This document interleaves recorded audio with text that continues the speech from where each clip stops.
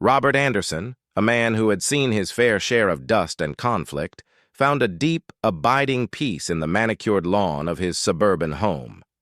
It was a peace earned, a tranquility he had built brick by brick in the 10 years since he had retired from the Army. Every morning he savored his coffee on the back porch, watching the sun rise over the perfectly symmetrical houses of Maple Creek Court. The only blemish on his otherwise flawless existence was the persistent nagging worry about his daughter, Maya. Maya Anderson was, by all accounts, a beacon of modern success. At 32, she was a senior software architect for a tech giant, a job that sounded both impressive and utterly foreign to Rob. She drove a sensible sedan, wore oversized glasses that framed her intelligent, kind eyes, and spoke in the clipped, professional cadence of someone who spent their days navigating lines of code. To the neighbors, she was just Rob's daughter, a quiet, pleasant girl who watered her plants and occasionally helped him with his Wi-Fi. It was a life a world away from the grit and noise of Rob's past, and he was both immensely proud and secretly disappointed. He had hoped for a different kind of life for her, a life of tangible courage, a life he understood. The peace of Maple Creek Court was shattered not by conflict, but by the arrival of a new family. A massive moving truck, an anomaly in there. Quiet cul-de-sac pulled up to the house next door, a house that had been empty for nearly a year. The family that emerged seemed to have stepped out of a catalog. A handsome, clean-cut man named Daniel, a beautiful, effortlessly elegant woman named Chloe, and two perfectly behaved children. Rob, ever the observer, watched from his porch as they moved with a curious, almost military-like precision. They were efficient, silent, and incredibly fast. It took them less than a day to empty the truck and set up their home. Rob found it unsettling. "Dad, stop staring," Maya said one evening, finding him peering through the blinds. She had come over for their weekly dinner, a ritual she never missed. "They're too quiet," Rob muttered, not taking his eyes off the Davises' home. "They've got no mess, no chaos. It's not natural for a family with 2 kids."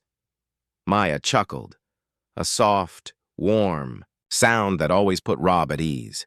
"Maybe they're just organized. It's a new neighborhood, Dad, not a spy movie." "It's not just that," Rob pressed, turning to face her. "I was out on the lawn this morning pulling weeds. Daniel, the father, he was just standing on their porch. When I looked up, he was gone.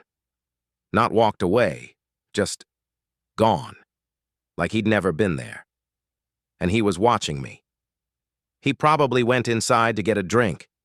It's hot out." The dismissal stung. Rob knew what he had seen. His years in the field had honed an instinct, a sixth sense for things that were wrong, for people who were not what they seemed. He saw it in the Davises. He saw it in the way Chloe's gaze lingered on the street, assessing, and in the strange, almost imperceptible way Daniel's shoulders moved when he was relaxed, as if he were constantly ready for a sudden, violent movement. He saw it in the way they carried themselves, a quiet competence that spoke of a very different kind of life than the one they were presenting. A week later, Rob was trimming the hedges when he heard a car pull into the cul-de-sac.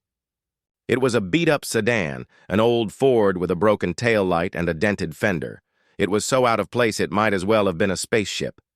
It parked a few houses down, and a man in a greasy tank top and a baseball cap got out, carrying a large, dark duffel bag. He walked straight toward the Davises' house. Rob's blood ran cold. He had seen that type of man before, in places he preferred not to remember. He instinctively reached for the cell phone in his pocket. Just as he was about to dial, a glint of sunlight flashed in his eyes. He squinted and saw something metallic in Daniel Davis's hand as he greeted the man on his porch. It was a small, sleek pistol. The exchange was quick, the duffel bag handed over, a few clipped words, and the man was gone. Rob stood there, frozen. This wasn't just a strange family. They were criminals. He thought of Maya, of the quiet, unsuspecting people on their street. He had to do something. He crept back into his house, his heart thundering in his chest. He pulled out his phone again, his thumb hovering over the dial pad. The door burst open. Maya stood in the threshold, her face a mask of furious concentration. "Dad, what are you doing?" she snapped, a tone he had never heard from her before. She wasn't wearing her usual work clothes. She was in a simple black hoodie and tactical pants. "Maya, what are you—" "I know what you saw," she said, her voice low and strained. "I told you to trust me. This is my operation. I've been monitoring them for weeks. They're a splinter cell of a Russian weapons trafficking ring. They're using this place as a forward staging ground for a major arms deal. I need you to stay in the house and do exactly as I say. Do you understand me?" The world tilted on its axis. Rob stared at her, a cascade of 1,000 small, unsettling moments replaying in his mind. The time she had instinctively dodged a baseball thrown by a neighborhood kid, the way she had sized up every room she entered, the subtle hardness in her eyes he had always dismissed as tiredness from work. He had been so blind.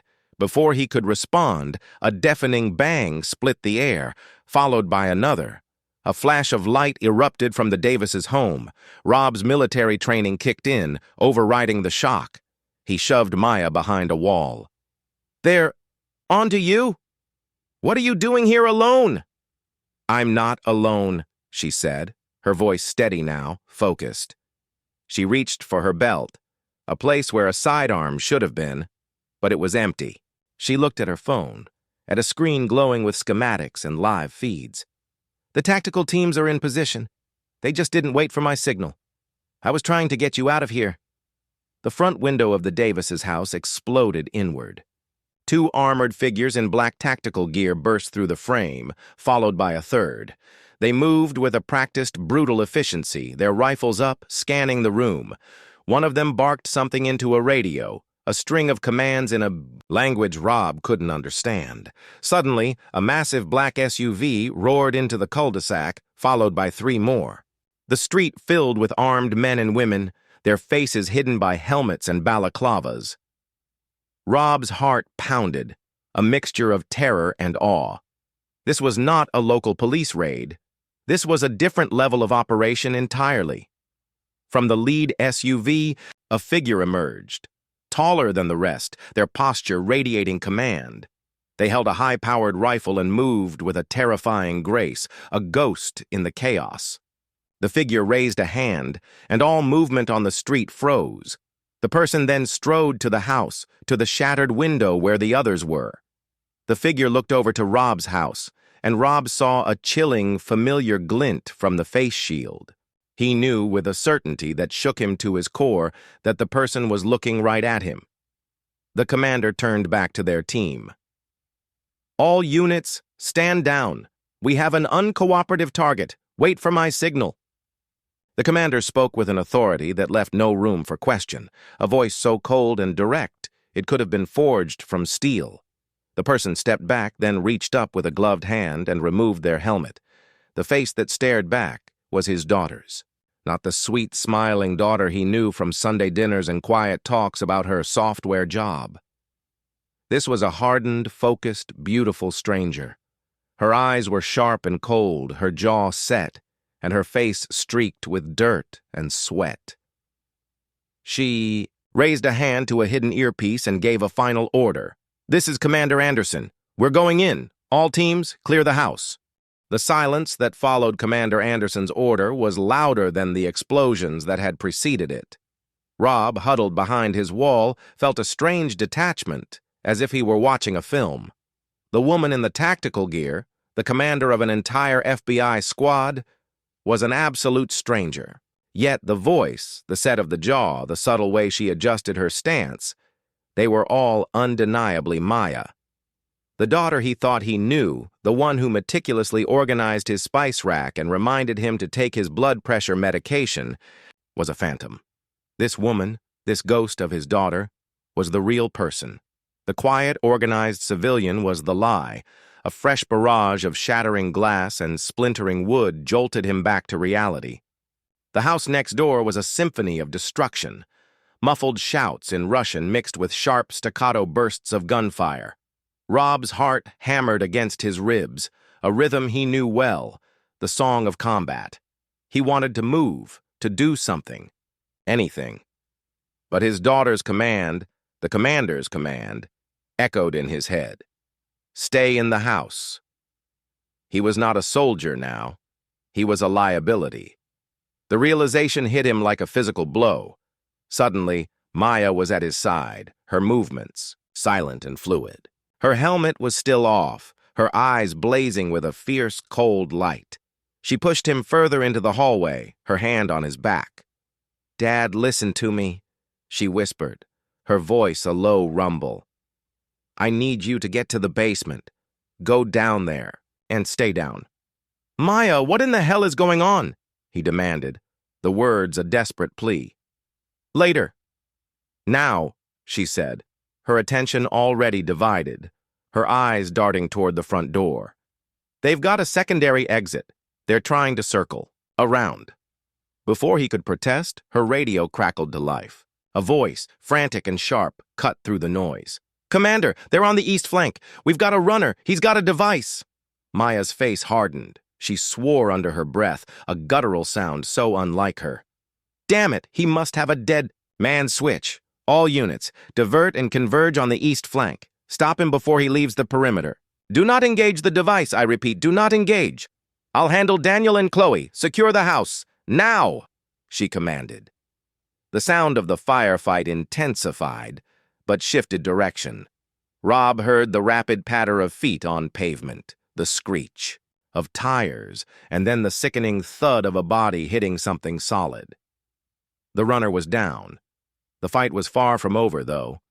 He heard the muffled exchange from next door, a violent, chaotic dance of close-quarters combat. Rob saw a flash of movement through a window, a silhouette struggling against a figure in tactical gear. He saw a shape fall, and then silence. A horrible silence. He saw Maya raise her rifle and peer through the window. "Secure the perimeter," she barked into the radio.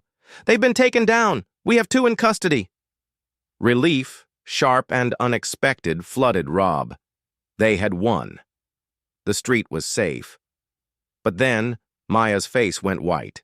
She slammed a button on her headset, her eyes wide with a cold, hollow dread.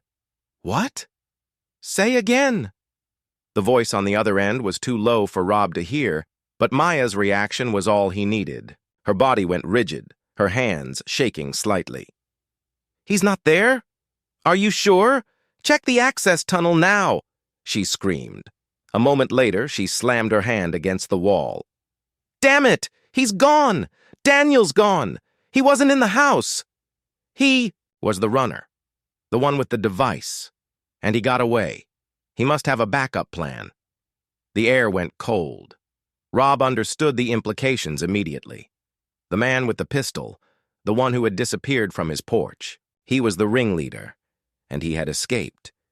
The Davises were just decoys, expendable pieces in a much larger game. His daughter's mission, the one she had worked on for weeks, was a failure. Maya looked at him, and for the first time since she had burst into his house, her eyes were not a commander's. They were her own, wide with fear and a terrifying sense of failure. "He's on the run. He's got the package. He's going to activate it." "Activate what? What did he have in that duffel bag?" Rob demanded, his own instincts roaring back to life. "It wasn't a duffel bag," Maya said, shaking her head. "It was a mobile comms hub, a server array encrypted with a virus. It's a digital weapon. If he activates it, it could take down half the power grid in the country. It would be a catastrophic cascade failure. Blackouts across the eastern seaboard, and that's just the beginning. It would destabilize the entire country's infrastructure, and the FBI has no idea who this man is. No name, no identity. We just had a call sign. Mongoose. Rob's military mind, honed by decades of analysis and strategic planning, began to click. He had seen this type of operation before, not with digital weapons, but with insurgency and chaos. They weren't just trying to make a buck with arms dealing. They were trying to cripple the country from within. The Davises were not the main threat. They were a distraction. The real threat was out there, a ghost named Mongoose. He looked at Maya, his daughter, the commander. He saw the weight on her shoulders, the impossible burden of stopping a digital war from breaking out. He also saw the little girl who used to play with his old G.I. Joes, the one who had asked him 1,000 questions about what he did for the army. The disappointment he had felt all these years for her safe life was gone, replaced by a gut-wrenching terror and an immense, swelling pride. "Who else knows about this?" Rob asked, his voice low and steady. He was no longer a civilian. He was a man with a certain skill set, a man with a certain kind of knowledge. "Only my team," Maya said, "and our superiors. They've already called in the cavalry. But Mongoose is a ghost. We have no leads. The Davises have gone dark. We can't get them to talk. There's nothing." Rob nodded slowly. "We're not going to wait for the cavalry," he said. And he looked at his daughter, his eyes holding a familiar, terrifying intensity she had only ever seen in old photographs of him in uniform. "I know this guy, Maya. Not this man specifically, but his type. The way he moves, the way he thinks. He's a tactical chameleon. But there are tells. There are always tells." He walked over to the front window and looked out at the street. The quiet cul-de-sac was now a war zone, littered with glass and armed men. The illusion of peace was shattered, and in its place was a new reality, one Rob understood far better than his daughter had ever realized. He saw a path forward where she saw a dead end. "We need to find out where he went."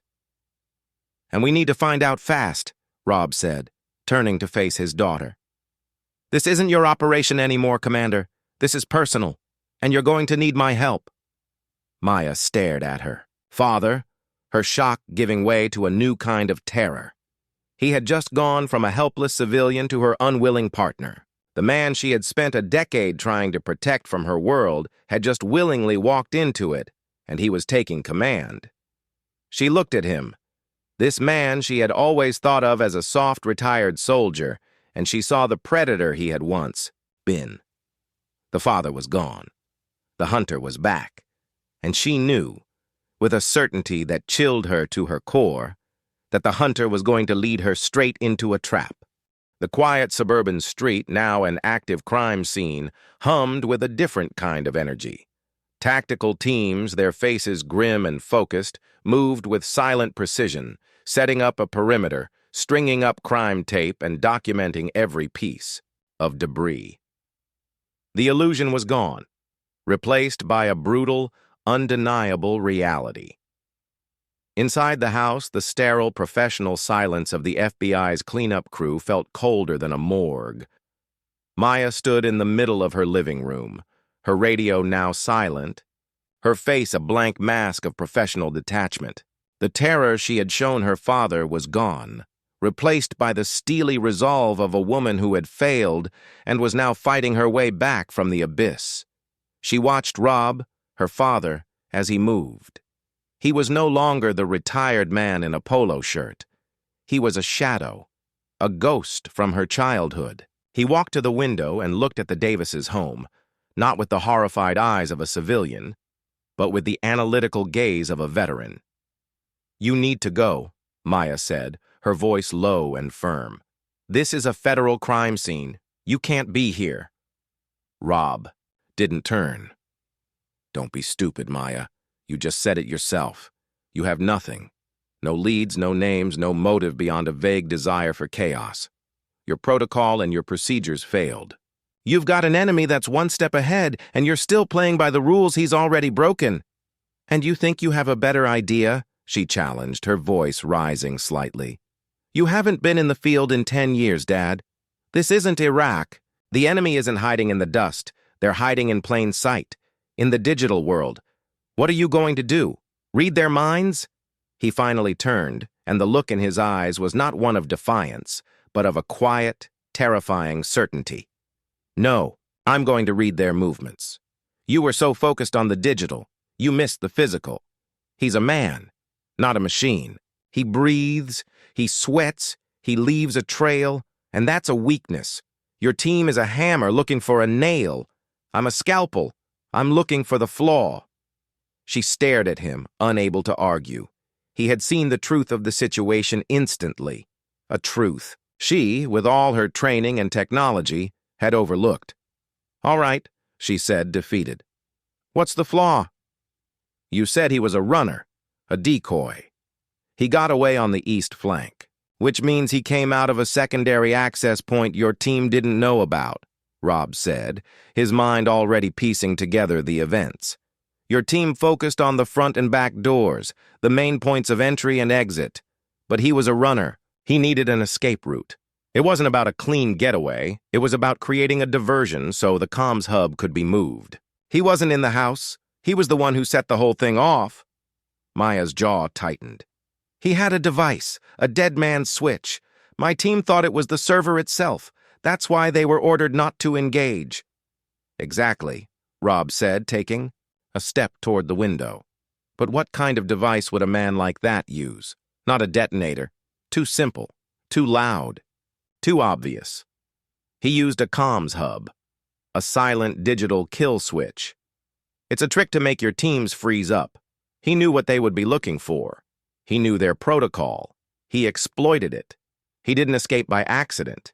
He escaped by design. He wanted you to focus on the house. He wanted the street to be locked down so he could get away. He used the neighbors as cover. And he used you. The last words hit Maya with the force of a punch. Her entire operation had been a distraction. She had been played, so what? She spat out, her anger boiling over. He's gone. What does he leave behind that your hunter's instinct can find? A trail, Rob said, his eyes scanning the Davises' now empty lawn. He strode to the front door and pushed past a startled FBI agent, who immediately raised his rifle. Sir, you are not authorized to be here, the agent barked. He's with me, Maya said, her voice carrying a weight of command that brokered no argument. Commander's orders, stand down. The agent hesitated, then lowered his weapon, his confusion clear on his face. He watched as Rob walked onto the pristine lawn, his eyes not on the grass, but on the small details. He walked to the edge of the lawn, where the perfectly manicured grass met the sidewalk. He knelt down, his gaze fixed on the asphalt. What is it? Maya asked, her professional curiosity overriding her fear. He was running from here to that black SUV, right? Rob said, pointing to the spot where one of the FBI vehicles was parked. He's an athlete, trained. I can tell by his build and posture. He's fast. But even a fast man has to stop to get in a car. He had to stop for a second to reach for the door handle, and he had to be carrying a duffel bag, a heavy one. It would change his center of gravity. It would change his movement. It would leave a mark. Rob pointed to a faint, almost invisible scuff mark on the asphalt, a slight drag. It was no bigger than a shoe print, and no one but a trained eye would have noticed it. That's not a shoe, Mark. That's a boot mark. A tactical boot. Look at the tread. Maya knelt beside him, her eyes squinting. The mark was so faint it was barely there. My team documented this entire scene. This isn't in the report. Of course it isn't. It's nothing to them. To them, it's just a smudge. But to me, it's a signature. It's a signature of a man who's had to move quickly under duress and under a load. It's a signature of a man who knows what he's doing. He was a professional, a soldier, not a criminal. Rob stood up, his gaze following a line from the scuff mark to the spot where Mongoose's car had been parked. He then looked at the houses across the street, his eyes scanning every window. He wouldn't have just run out here. He would have had a plan. He would have known this entire street, the angles, the sight lines. He would have had a route in mind. He wouldn't have just picked a random car. He pointed to a subtle bend in the road where a small tree partially obscured the view. And he would have a rendezvous point, a place he could be picked up. He wouldn't have just driven away on his own. Too risky. He had a support vehicle, a second runner, a third member of the cell. Maya's eyes widened. The Davises were a couple. We thought it was a two-man cell. Couples are for civilians. Cells are for soldiers. 3 is a fire team, Rob said, the words a chilling echo from his past. 1 for the package, 1 for the driver, and 1 to create the diversion. Mongoose was the diversion. The runner with the device was the driver, and Daniel, the guy in the house, he was the one who was supposed to be the package. He then looked to the house next door. But he wasn't the one with the device, right? He was supposed to be the decoy in the house to draw your teams in, but he wasn't there, which means the moment he saw your teams, he went to a secondary extraction point. He used the access tunnel. He's with the package. A horrible new realization washed over Maya. She had been so sure she had a 2-man cell, but she was wrong. It was a 3-man cell, a fire team, and she had taken down the decoy. The real threat was still out there. Mongoose had the server array, and Daniel Davis, the man who was supposed to be their prisoner, was now his partner, the one who was with the duffel bag. He had a different kind of tread on his boots, Rob said, his voice flat. He's not a soldier. He's a civilian driver. He was the one who was supposed to take the package. He then looked at his daughter, his eyes holding a look of triumph and a terrible pity. He was a decoy, a fake target. He ran with an empty duffel bag to draw your teams to the east flank, while Mongoose, the real threat, got away with the package, the server. They were a 3-man cell. 1 decoy, 1 driver, 1 commander, Mongoose, and you were so focused on the one who was running, you didn't see the one who was walking away. Maya stared at him, her mind racing to connect the dots. The dead man's switch, the false lead, the perfectly choreographed escape. Mongoose hadn't escaped by accident. He had planned the entire operation down to the last second, down to the last scuff mark on the asphalt. He had set a trap, and she had walked right into it. She had secured the house, but she had lost the war. "Who are they?" Maya asked, her voice a desperate plea. "What is their name? Where did they come from?" Rob's expression turned grim. He walked to his own front door, to the welcome mat that was now stained with blood and dirt. He knelt down, and with a careful finger, he traced a faint, almost invisible symbol on the mat. It was a small, almost imperceptible design, a stylized 3-pointed star. "They're not Russian," Rob said, his voice a low whisper. "They're not a splinter cell. They're mercenaries. And they're the best of the best. This symbol, I've only seen it once before, on a man I was told was dead." He looked at Maya, his eyes holding a terrible, chilling truth. "They call themselves..." Maya stared at the symbol her father had drawn, her mind reeling. The stylized 3-pointed star was a ghost, a legend whispered among old-timers in the intelligence community. They weren't supposed to exist. They were a myth, a boogeyman story, told to new recruits about the kind of enemy that didn't just fight wars, but waged them for personal satisfaction. Rob, her father, a man who had been a ghost himself for a decade, had just identified them. "The 3rd Legion," she whispered, the name feeling like a curse on her tongue. "That's not possible. They were dismantled 10 years ago. The entire leadership was taken out in the Vienna operation. We have confirmed reports. They're gone." "Confirmed by whom?" Rob shot back, his eyes never leaving the symbol on the welcome mat. "By the men who told you that a mercenary group of this caliber would just disappear. They don't disappear. They go into the shadows, they regroup, and they come back for revenge. They don't forget a slight, and you just gave them the biggest one they've had in a decade." "Revenge for what?" Maya demanded, her voice rising in a desperate plea for logic. "Why would they be after us? What did we do to them?" Rob finally looked up from the ground, his gaze meeting hers. "Not we," he corrected, his voice a low, chilling rumble. "Me. They're after me." He stood up, brushing the dirt from his pants. The change in him was palpable. The soft retiree had been shed like an old skin, revealing the hardened operative underneath. The man who had once been a stranger to her was now a terrifyingly familiar figure, a reflection of the man she had seen in old, faded photographs. In Vienna 10 years ago, I was part of a multi-agency task force. Our mission was to destabilize and neutralize a massive arms smuggling ring.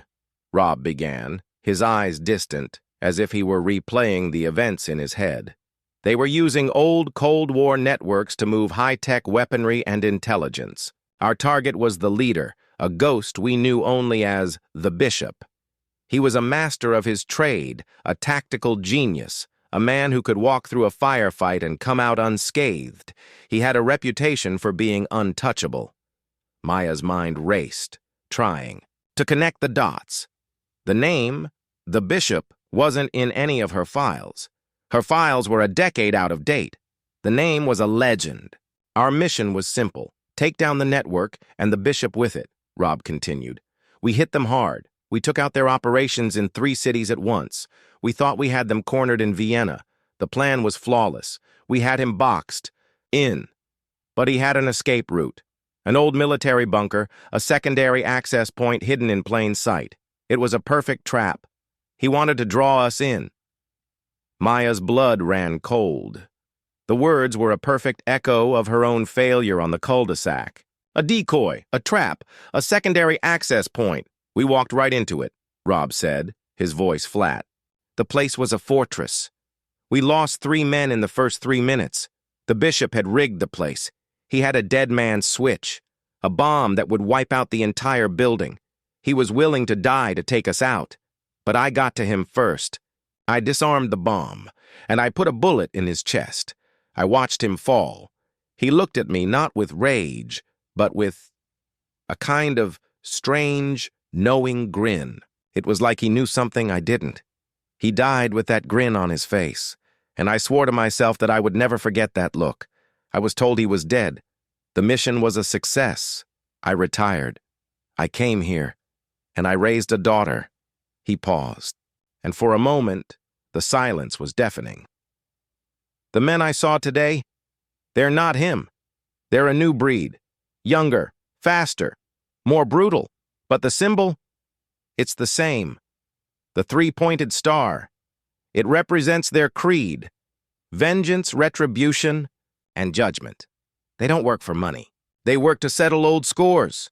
And they just settled theirs. They didn't care about a weapons deal. They cared about the chaos, about the message. They came here to hit me where I live, to use my own daughter against me. Maya felt a wave of nausea.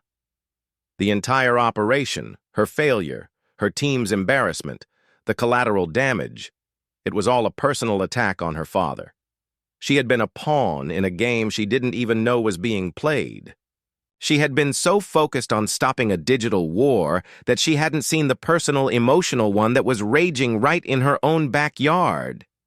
"We need to call this in," she said, her voice shaking. "We need to get the FBI. We need to tell them everything." The 3rd Legion, the Bishop. We need to tell them about the connection. Rob shook his head, a grim smile on his face. "No, you don't get it.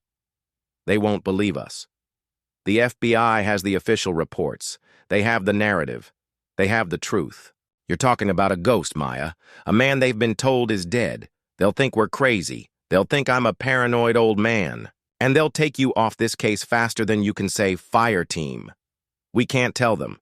Not yet. We have to prove it." "Prove it how?" she snapped. "They're gone, Dad. They vanished. We have no leads."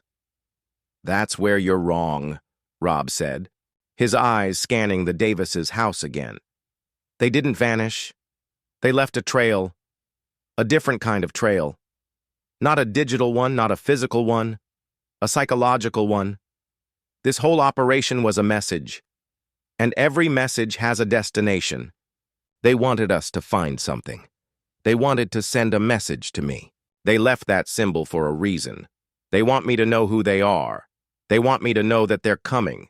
and they want me to know that they are willing to burn down the entire world to get to me. He walked over to a small patch of grass, next to a hedge, kneeling again. He pointed to a small, nearly invisible divot in the perfectly manicured lawn.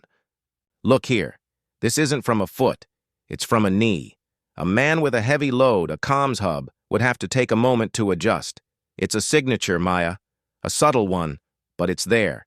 He was here, on this spot, right before he took off. He then stood and walked to the edge of the Davises' garage, his eyes fixed on the small, almost imperceptible scuff marks on the side door.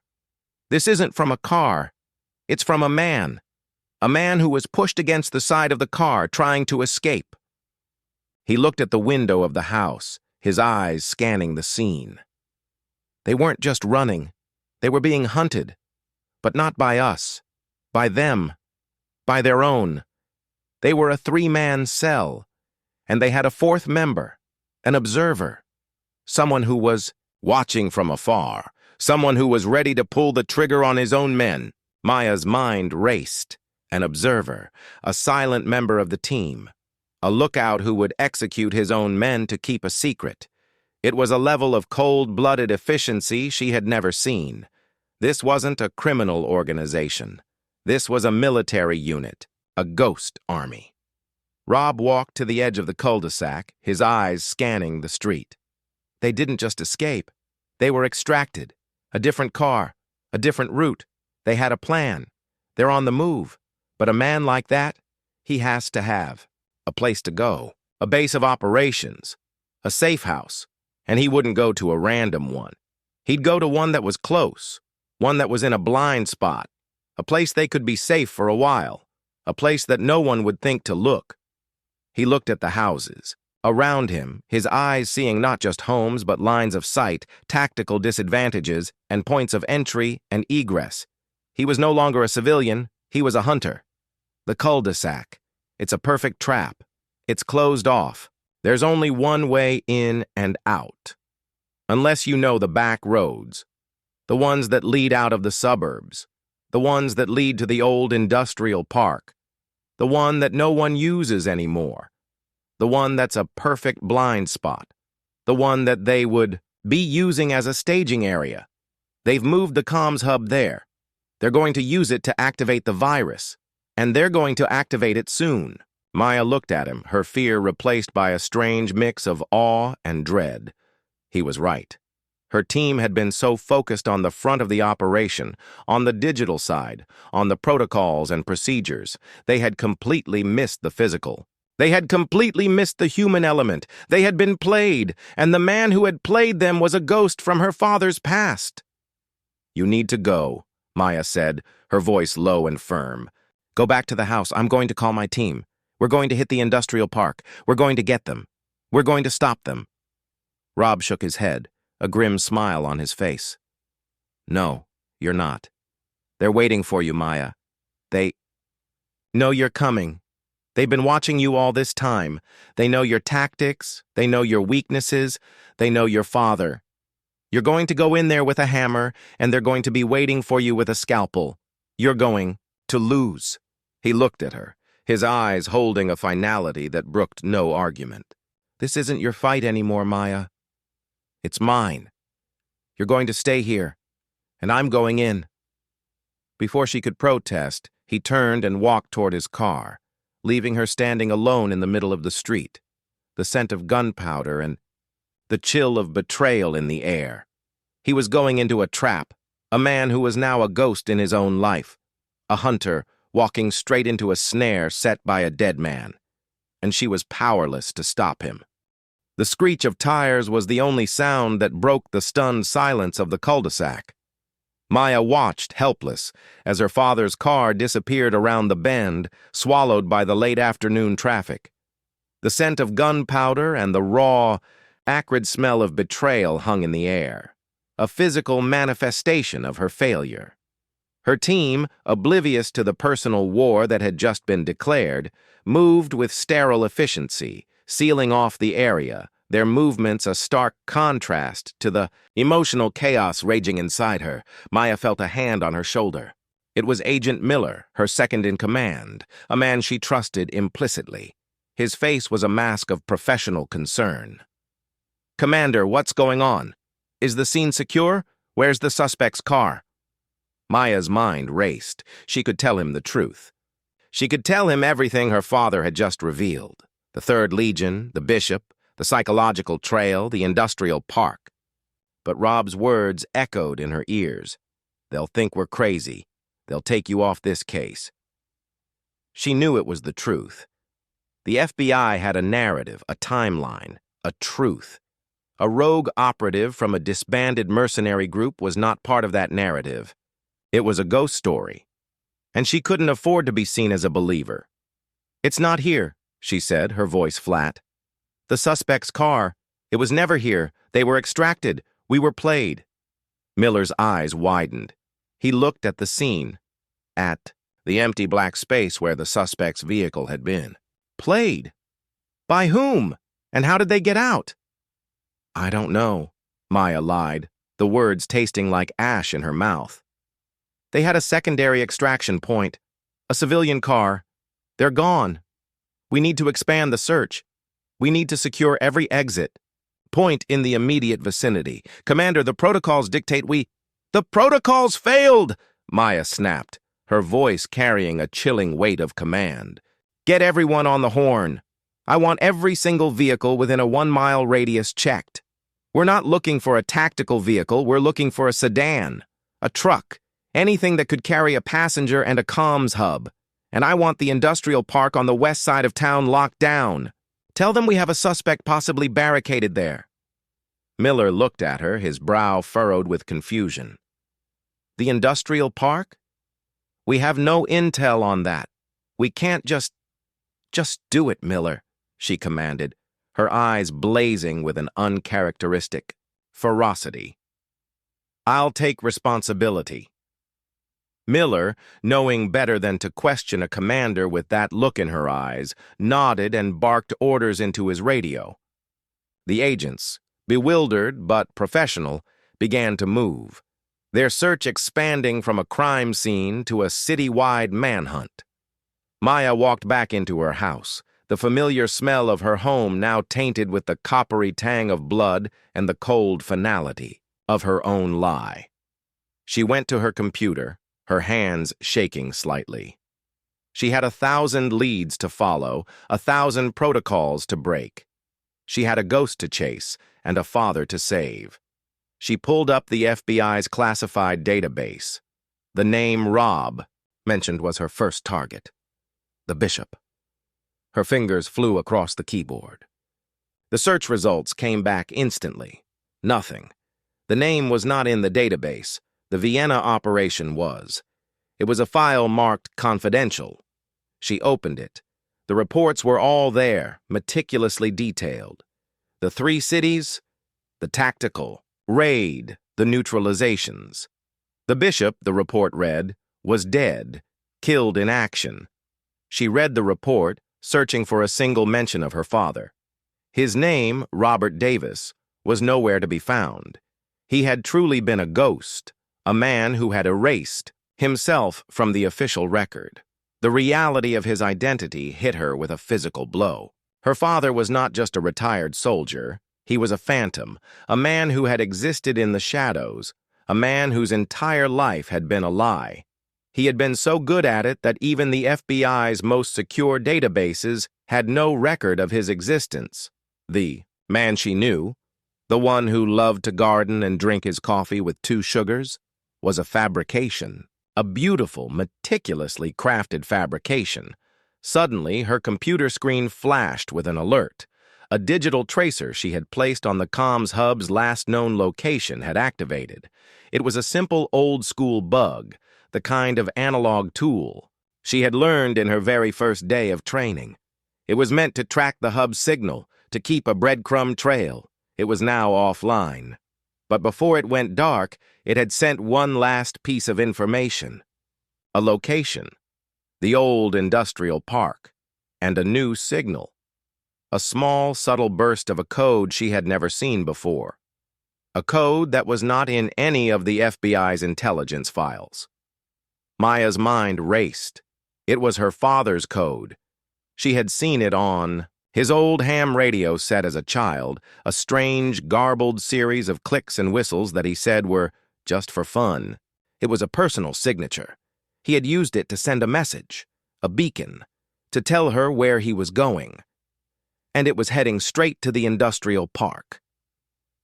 Her fear turned to cold fury. He was going in alone. He was going to walk into a trap, and she was going to follow him. He wanted her to stay out of it. He wanted to be the hero. He wanted to sacrifice himself for her.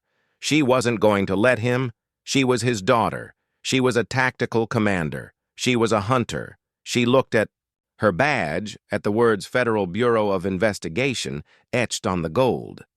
The rules, the protocols, the procedures.